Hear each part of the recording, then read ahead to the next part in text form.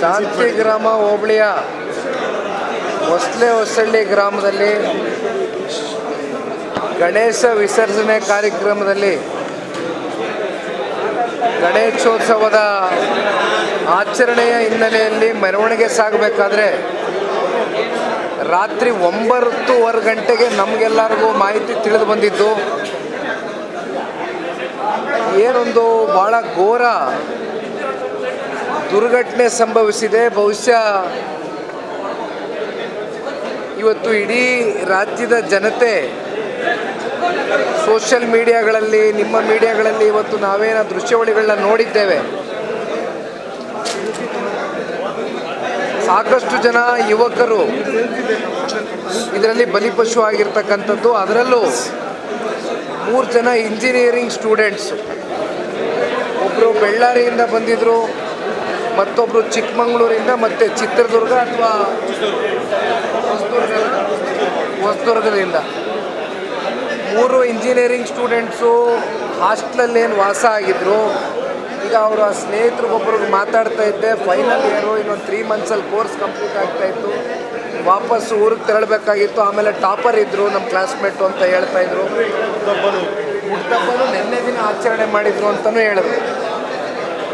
ಇನ್ನು ಮಿಕ್ಕಂಥ 5 ಜನ ಸುತ್ತಮುತ್ತ ಗ್ರಾಮಗಳಿಂದ ಈ ಮೆರವಣಿಗೆಯಲ್ಲಿ ಭಾಗಿಯಾಗಿರುವಂಥದ್ದು ಕೂಡ ಕೇಳ್ಪಟ್ಟಿದ್ದೇವೆ. ಅದರಲ್ಲಿ ಮತ್ತೊಬ್ಬರು ಹಿರಿಜೀವಿ ಆ ಗಾಡಿಯ ಒಂದು ದೃಶ್ಯ ಇನ್ನೊಂದು ನಮಗೆ ಮೇಲ್ಗಡೆಯಿಂದ ಹಿಡಿದು ಒಂದು ಸೋಷಿಯಲ್ ಮೀಡಿಯಾದಲ್ಲಿ ಹರಡಿಸಿರುವಂಥ ಒಂದು ದೃಶ್ಯ ನೋಡಿದ್ವಿ. ಯಾವ ರೀತಿ ಒಂದು 2 ವೀಲರ್ನ ಅವಾಯ್ಡ್ ಮಾಡಲಿಕ್ಕೋಸ್ಕರ ಆ ಗಾಡಿ ಚಾಲಕ ಒಂದು ಡಿವೈಡರ್ ಮೇಲೆ ಹತ್ತಿ ಇಷ್ಟೂ ಜನದ ಮೇಲೆ ಇವತ್ತು ಆ ಗಾಡಿಯನ್ನು ಹಚ್ಚಿರುವಂಥದ್ದು. ಒಂದು 15 ಜನ ಮಿಕ್ಕಂಥವರು ಇಲ್ಲೇ ಚಿಕಿತ್ಸೆ ಪಡ್ಕೊಳ್ತಾ ಇದ್ದಾರೆ ಅಂತ ಮುತ್ತುರಾಜ್ ಅಂತ ಡಾಕ್ಟ್ರನ್ನ ಭೇಟಿ ಮಾಡಿದಾಗ ಹೇಳ್ತಾಯಿದ್ರು. ಮತ್ತು DH ಅವ್ರಿಗೂ ಕೂಡ ಮಾತನಾಡಿದ್ದೇವೆ, ಅವ್ರನ್ನೂ ಕೂಡ ಈಗ ಮಾತಾಡಿಸುವಂಥ ಒಂದು ಕೆಲಸ ಮಾಡ್ತೇವೆ. ಆದರೆ ಇವತ್ತಿನ ಈ ಒಂದು ದುರದೃಷ್ಟಕರ ಈ ಒಂದು ಘೋರ ದುರ್ಘಟನೆ ಏನು ಭವಿಷ್ಯದ ಪೀಳಿಗೆಗಳು, ಅವರ ತಂದೆ ತಾಯಿಯವರ ಪೋಷಕರು, ಮಕ್ಕಳ ಒಂದು ಭವಿಷ್ಯದ ದೃಷ್ಟಿಯಿಂದ, ಅದರಲ್ಲೂ ಇಂಜಿನಿಯರಿಂಗ್ ಸ್ಟೂಡೆಂಟ್ಸು ಮತ್ತು ಅಕ್ಕಪಕ್ಕ ಹಳ್ಳಿಗಳಿಂದ ಬಂದಂಥವರು ಎಲ್ಲರ ಮೇಲೂ ಇವತ್ತು ಒಂದು ದೊಡ್ಡ ಮಟ್ಟದ ಒಂದು ಕಲ್ಪನೆಯನ್ನು ಕಟ್ಕೊಂಡಿರ್ತಾರೆ ಕುಟುಂಬಸ್ಥರು. ಆದರೆ ಇವತ್ತಿನ ಈ ಒಂದು ಪ್ರಕರಣ ಆ ಒಂದು ಕುಟುಂಬದ ಪೋಷಕರ ಮೇಲೆ, ಅವರ ಮನಸ್ಸಿನ ಮೇಲೆ ಆಗಿರ್ತಕ್ಕಂಥ ಆಘಾತ ಬಹುಶಃ ನಾವು ಯಾರೂ ಕೂಡ ಊಹೆ ಮಾಡಲಿಕ್ಕಾಗೋದಿಲ್ಲ. ಆ ಭಗವಂತನೇ ಈ ನೋವನ್ನು ಭರಿಸ್ತಕ್ಕಂಥ ಒಂದು ಶಕ್ತಿ ತಾಯಿ ಚಾಮುಂಡೇಶ್ವರಿ ನೀಡಲಿ ಅಂತಕ್ಕಂಥದ್ದು ಇಷ್ಟು ಮಾತ್ರ ನಾವು ಇವತ್ತು ಹರಿಸಲಿಕ್ಕೆ ಸಾಧ್ಯ. ಹೊರತುಪಡಿಸಿ ಒಂದು ಮಾನವೀಯತೆ ದೃಷ್ಟಿಯಿಂದ ಇವತ್ತು ಎಲ್ಲರೂ ಕೂಡ ಇವತ್ತು ಬಂದಿಲ್ಲಿ ಸೇರಿದ್ದೇವೆ. ಒಟ್ಟಾರೆಯಾಗಿ ಅವರ ಕುಟುಂಬಸ್ಥರಿಗೂ ಕೂಡ ಈಗ ಡಾಕ್ಟ್ರಿಗೆ ಕೇಳ್ತಾ ಇದ್ದೆ, ಬಹುಶಃ ಪೋಸ್ಟ್ ಮಾರ್ಟಮು ಒಂದು 3 ಗಂಟೆ 4 ಗಂಟೆ 5 ಗಂಟೆ ಬೆಳಗಿನ ಜಾವ ಒಳಗಡೆ ಮುಗಿಸ್ತೇವೆ ಅಂತಕ್ಕಂಥದ್ದು. ಜೊತೆಯಲ್ಲಿ ಮೃತಪಟ್ಟಿರ್ತಕ್ಕಂಥ ಯಾವ ಒಂದು ಈಗಾಗಲೇ ಡೆತ್ತನ್ನು ಘೋಷಣೆ ಮಾಡಿದ್ದಾರೆ ಅವರ ಪೋಷಕರಿಗೆ ವಿಷಯ ತಿಳಿದಿದೆಯಾ ಅಂತಕ್ಕಂಥದ್ದು ಕೂಡ DH ಅವ್ರ ಹತ್ರ ಕೇಳ್ತಾ ಇದೆ. ಸೊ ಎಲ್ಲವೂ ಕೂಡ ವರದಿಯನ್ನು ಒಪ್ಪಿಸಿದ್ದೇವೆ. ಅವ್ರ ಪೋಷಕರಿಗೂ ಕೂಡ ಕರೆ ಮಾಡಿ ಹೇಳಿದ್ದೇವೆ ಅಂತಕ್ಕಂಥದ್ರ ಬಗ್ಗೆ ಆಸ್ಪತ್ರೆಯ ಸಿಬ್ಬಂದಿಗಳು ಹೇಳ್ತಾ ಇದ್ದಾರೆ.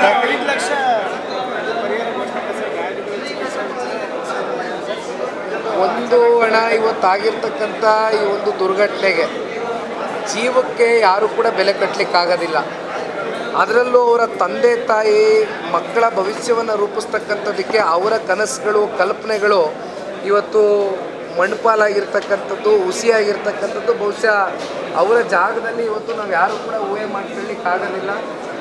ಆದರೆ ಮಾನ್ಯ ಮುಖ್ಯಮಂತ್ರಿಗಳು 5 ಲಕ್ಷ ರೂಪಾಯಿ ಪರಿಹಾರವನ್ನು ಈಗಾಗಲೇ ಘೋಷಣೆ ಮಾಡಿದ್ದಾರೆ, ಅದು ಸ್ವಾಗತ ಮಾಡ್ತೇವೆ. ಆದರೆ ಕುಟುಂಬದ ಆರ್ಥಿಕ ಪರಿಸ್ಥಿತಿಗಳೇನಿದೆ ಇವೆಲ್ಲವನ್ನು ಪರಿಗಣನೆಗೆ ತಗೊಂಡು ಒಂದು ಮಾನವೀಯತೆ ದೃಷ್ಟಿಯಿಂದ ಸರ್ಕಾರ ಇನ್ನೂ ಹೆಚ್ಚಾಗಿ ಪರಿಹಾರವನ್ನು ಘೋಷಣೆ ಮಾಡ್ತಕ್ಕಂಥದ್ದು ಸೂಕ್ತ ಅಂತಕ್ಕಂಥದ್ದು ನಮ್ಮೆಲ್ಲರ ಅಭಿಪ್ರಾಯ.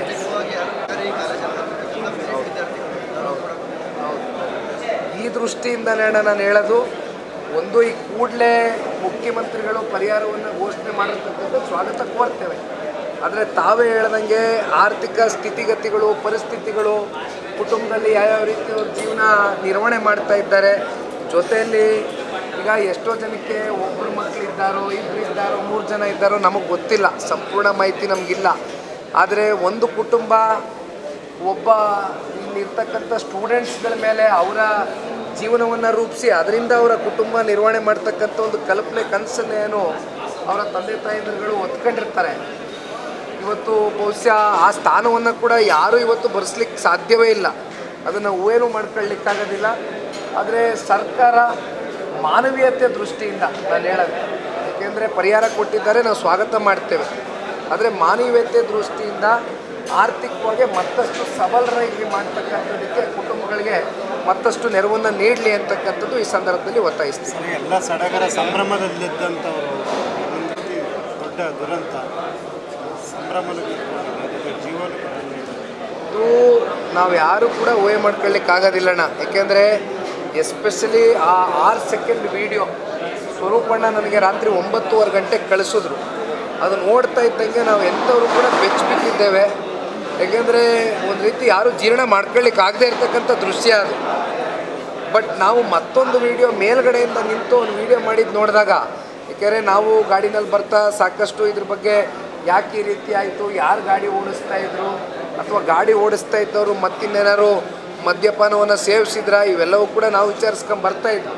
ಆದರೆ ಇನ್ನೊಂದು ವಿಡಿಯೋ ನೋಡಿದಾಗ ನನಗೆ ಗೊತ್ತಿಲ್ಲ, ಇನ್ನೂ ಇದನ್ನು ಇನ್ನೂ ಉನ್ನತವಾದಂಥ ಒಂದು ತನಿಖೆ ಕೂಡ ಆಗಬೇಕಾಗ್ತದೆ.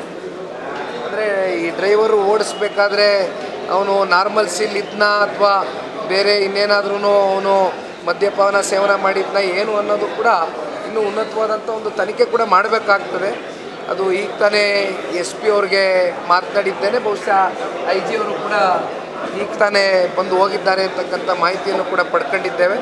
ಆದರೆ ಸರ್ಕಾರ ಇದ್ರ ಬಗ್ಗೆ ಉಸ್ತುವಾರಿ ಮಂತ್ರಿಗಳಾಗಲಿ ಅಥವಾ ಸರ್ಕಾರದ ಪೊಲೀಸಿನ ಮೇಲ್ಮಟ್ಟದ ಅಧಿಕಾರಿಗಳಾಗಲಿ ಇದನ್ನು ಉನ್ನತವಾದಂಥ ಮತ್ತಷ್ಟು ತನಿಖೆಯ ಮೂಲಕ ಇದು ಯಾಕೆ ನಡೀತು, ಹೇಗೆ ನಡೀತು ಈ ಘಟನೆ ಅಂತಕ್ಕಂಥದ್ದು ಮುಂದಿನ ದಿನಗಳಲ್ಲಿ ಜನತೆ ಮುಂದೆ ಇಡಬೇಕಣ್ಣ.